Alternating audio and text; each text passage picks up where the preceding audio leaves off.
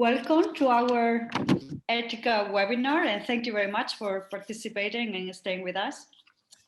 This topic is, today we are going to discuss about the to-dos that result from the German human rights due diligence law. And we are really delighted to spend some I think 45 minutes discussion with you. We want that this discussion is interactive, so the fact that the group is small, it will help, but also please don't hesitate to use the chat to write your questions while they come to your mind, so we can open the debate later on. If not, you can also raise your hand at the end of the presentation, because our idea will be that Federica starts with her presentation and then we open for the floor for discussions. Well, for those that don't know us, Federica and myself, I think one thing that you would like to know is that we are both professionals really passionate about business and human rights. There you can see our credentials, but I think what is more important about us is that we are both passionate about simplifying language, simplifying the life of small companies and CSR managers. So I think that's the passion that had make us unite forces and create Etica, that is your CSR companion, because we want to precisely help companies and CSR managers or sustainability managers to navigate their daily issues and the daily dilemmas in business and human rights. So I think that's the message that we want to convey. And you can follow us in LinkedIn, also in YouTube. We have a YouTube channel with a lot of small videos. And without further delay, I think I give the floor to Federica, and I will pay a lot of attention to write notes and ask questions afterwards. So thank you very much for staying with us, and thank you, Federica. The floor is yours. Great. So I wanted to actually start with one question that I also asked on LinkedIn. And what do you think, how many human rights and environmental aspects does the law that we're going to speak about today entail? So is it 8 human rights, 13 or 15? And you're welcome to write your answer in the chat box. And then we will see during the webinar how many actually companies need to care about.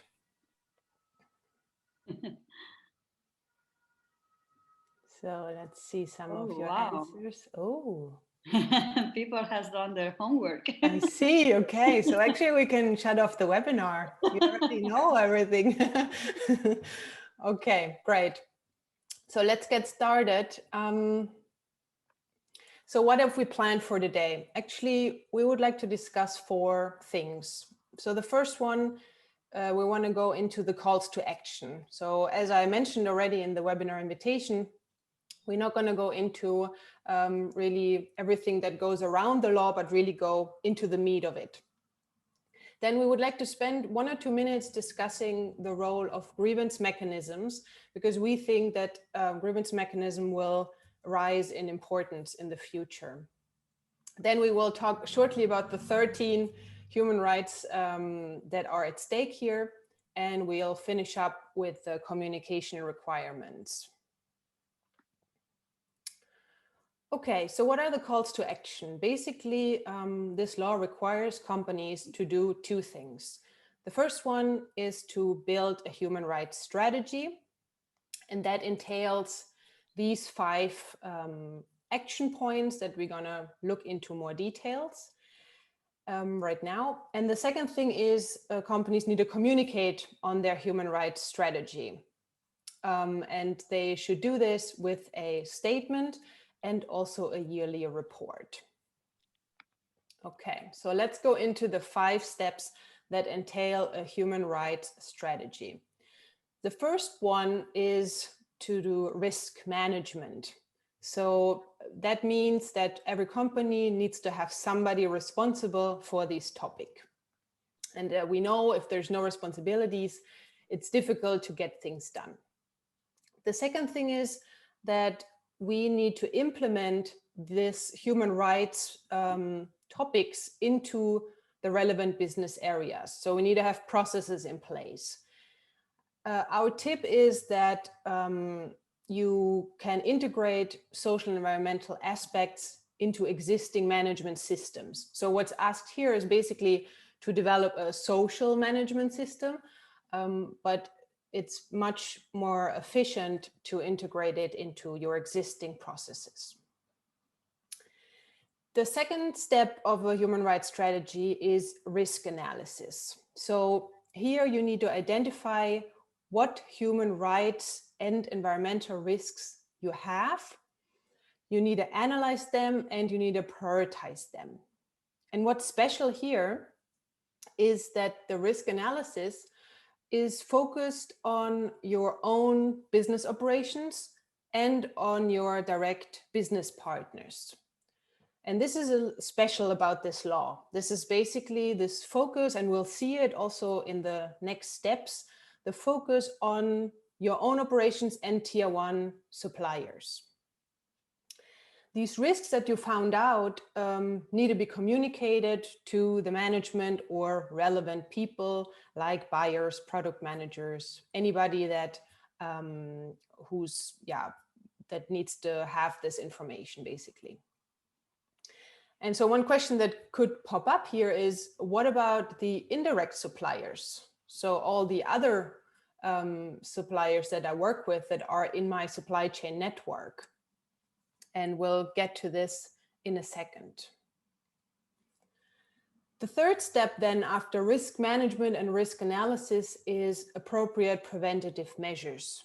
So basically, how can I prevent these risks from happening or from becoming an impact? Because one is a risk and an impact is really when I have actually child labor, for instance, in my supply chain, when I know that I have child labor.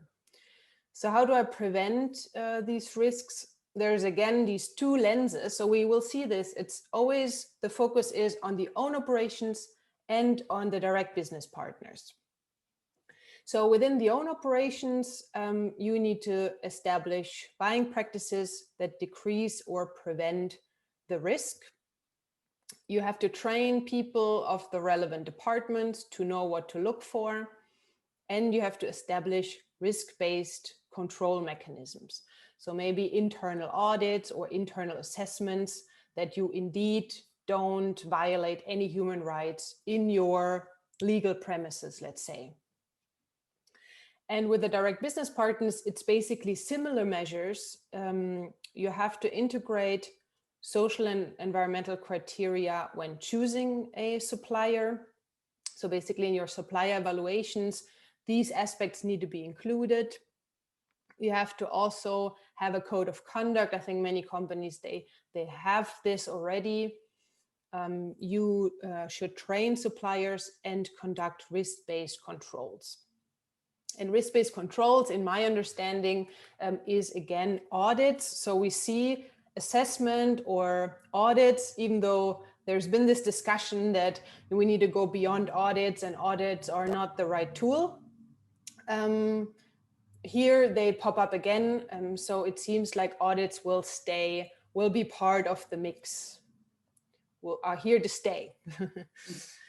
So then there's one thing that maybe, I don't know if we have time, but the question of appropriateness, and it was also asked to us lately quite often, what is an appropriate measure really? And one thing that I want to mention here is that basically the closer you are to the risk, the more stricter measures is expected from you.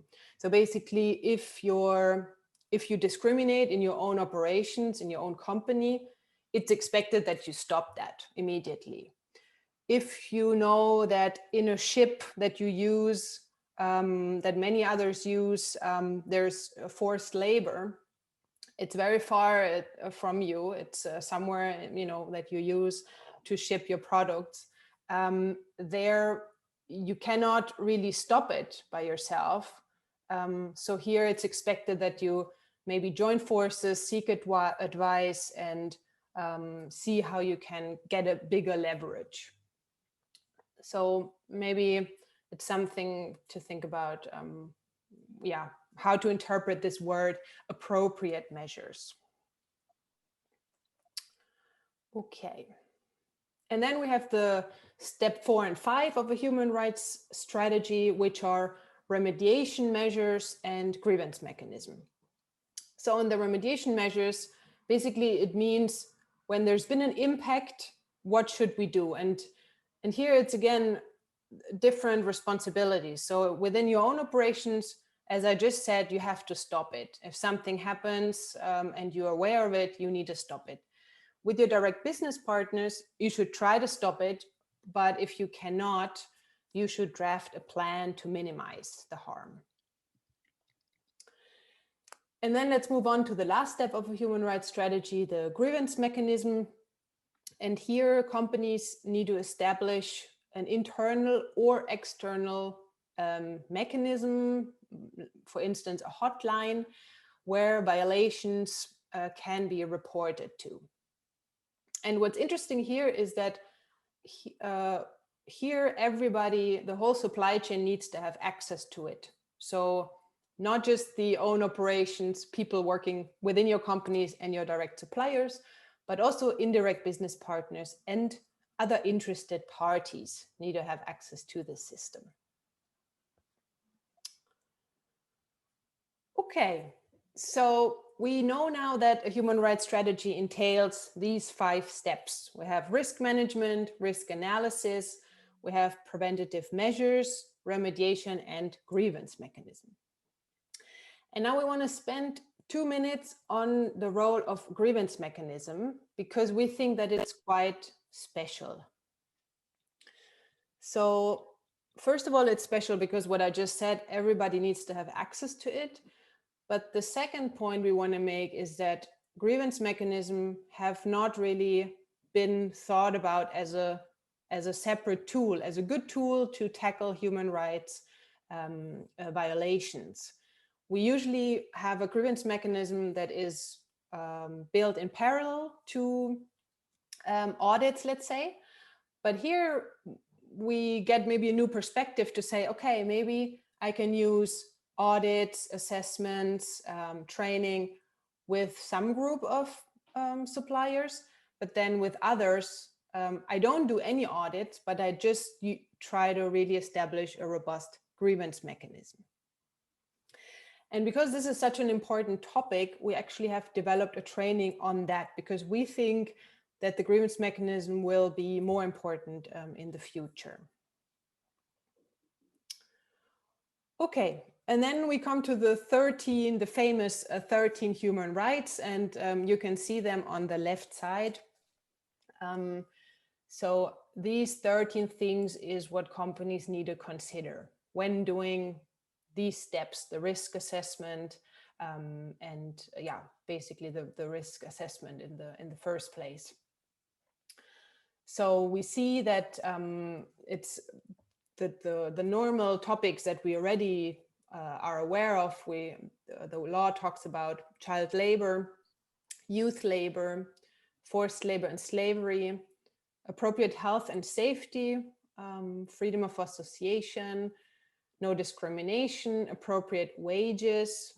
Then the 9 is no negative environmental effects. So basically no effects that could harm humans. So if I contaminate the river and people drink out of the river, then this would be such an environmental effect. Respecting land rights, no torture by private or public security guards. And then the last 2 ones are environmental aspects. So the first 11 are considered human rights from the law, and the last 2 are environmental aspects. And on the right side, you can see the reference document. So if you want to reread what is really expected and how these rights are legally protected also, then you can have a look at these nice document. Okay, great. And then we get to the last requirements, the communication about your strategy. So about the first 5 points that we mentioned. So the first thing you need to do is to publish a human rights statement. And it's called Grundsatzerklärung, and many companies have this already. So basically it's an open commitment. It's usually a 1-page, 2-page document where you say, I, company X, respect human rights. These are the topics that are most relevant to my company, and we expect this behavior towards these topics. And also you should describe a little bit how the main pillars of your strategy. So what are you doing to respect the topics you've identified? Let's say if you're a coffee producer and you identify child labor as your main risk, maybe then you could mention, okay, what are we doing to decrease it? We do audits, we train, we work with producers, etc. And you should also state the relevant conventions that these rights are based on. So what you saw before on the right side, the reference documents, that is meant when they talk about the relevant conventions. And then what is new is that companies also need to publish a yearly report. And this is going to be interesting because there's already lots of reporting requirements for companies. So it's not quite clear which format this should have, and if it can be integrated, which probably it can, I wouldn't see why not, into existing reporting standards that companies use. So here, what does the year report needs to include? Basically the same as on the left side, just more elaborate. So what are my human rights topics? What am I doing what did I do this year to decrease the risks? What violations maybe happened? How did I deal with them? And what do I want to do in the future against them? Okay, and basically that's it from my side. I hope I didn't really rush into all these informations and that you're not overwhelmed. But that is what we believe kind of the main points. So we try to extract the main points for you so that you can do your work well and easy, basically like this surfer, so you can surf the Stirsa wave easily and smoothly. And wow, maybe we are ready for questions.